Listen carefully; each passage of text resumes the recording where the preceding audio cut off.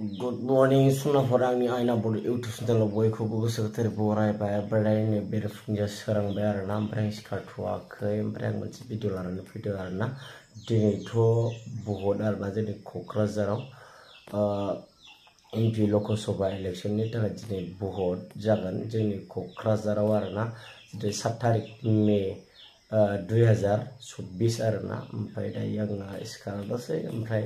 बिनि सिगां आं मोनसे कन्डिशन खिथानो नागिरदों आरोना आंनि उन्दुग्रा न'नि अबस्थाया बिराद गाज्रि आरोना हालोदा ओमफ्राय दाखालि बावैसो सारअन्थाइ बेसेबांबा गिदिर फैनानै आंनि उन्दुग्रा न'नि थिङाव गब्ल'जोबदों आं उन्दुग्रायाल' नङा आरो जोंनि न'नि माखासे न'आबो गासिबो सारअन्थाइ फैनानै गब्ल'जोबदों आरोना ओमफ्राय दा नायदो ओमफ्राय आंनि उन्दुग्रानि न' थिंनि हालोदखौ आरोना आंनि उन्दुग्राया बेनो आरोना स' नै मुसारिखौ थिखाखांनायनि थाखाय से सान्द्रि बादि गब्लंजोबनाय नै ओमफ्रायनो उन्दुयो नायलाय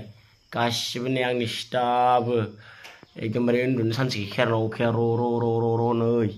बाना जालाजोबनाय नै सेरनानै नायदो माबायदि बाना जालाजोबनाय नै ओरै बाना ओरै बोहैलाजोबो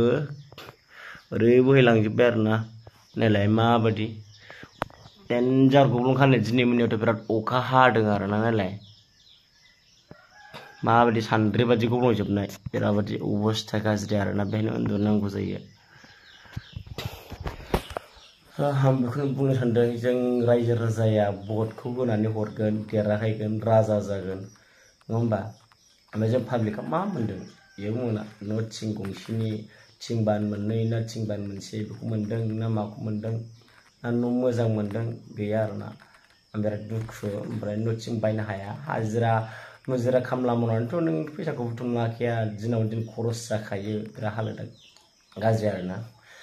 माइरं थाइरं बायना जानाय नालाय बहाथो सहाजोबनो आरोना बुथुमनो हाया 400 थाखाल' 350 400 थाखाल' हाजिरा मावनानै बहा इसेबां बुरजा रां बुथुमनानै बहा न' थिं बायनो हानो आरोना आजिखालिथ' न' थिं न' गंसे जानोथ' न' बान मोनसे थिंजों थोखाया नोङो बान मोननै नांगौ खुनुरुखुम न' गंसे जानो थाखाय थिं बान मोननै नांगौ आर फुथि खरे आरोना आर फुथिखौ माने नयखान 18 नांगौ जायो आरोना आर फुथि खरे ओमफ्राय दा बान मोनसेयावनो 4000 5000 गाहाम आरोना थिङा बिदि आरो ओमफ्राय दाथ' बुथुमनो हाया थिं बान मोनसेनि जखायानो जायाखै आंनाव बुथुमो जाया न'खरावनो माइरं थाइसे थाइनै बायना जानाय मैगं थाव संख्रि बानलु बायना जानाय आरोना थोआ सहाया बे सरकारफ्रा बिदिखौ एसे एनै गलाम अबस्थाफोरनि बिदिनो हालोदफोरखौ एसे नायोब्ला मोजां जागोन आरोना बिदिनो राजा जालाङो जों पाब्लिकफ्रा रायजोफ्रा बरा थुना होनोसै ओमफ्राय उनाव नायसनला सोरनि आखाइजों देरहालांदों बेखौ नायसनला आरोना दरखं थाइसे थाइनै रां अनसुंथाइ बिनो थांब्लाबो होख्रां हरजायो बेफोरबायदि आरोना हालोदा लिडारफोरनि न'खराव थांब्लाबो होख्रां हरजायो बेफोरबायदि बिराद अबस्था गाज्रि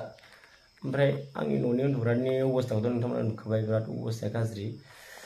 आरो खनसे नायफिनबावदो आरोना माबायदि नायलाय गब्लंजोब आं मानो थगायनो नायलाय ओरैजाय नै सेस गब्लंजोब ओरैनो जि फटा होथेजोब्बाय आरोना ओरैथिंबो गब्लंजोब आरोना नायलाय माबासो गाज्रि दा भट आं सोरनाव होगोन बेखौ आंनि गोसोआसो सायख'सिगोन आरोना जेरावखि होआ नङा होमबा नोंथांमोननि गोसो बायदि होदो आरोना भटखौ जायखौ मोजां मोनो नङा होमबा बेखौ रावखौबो उमुगाव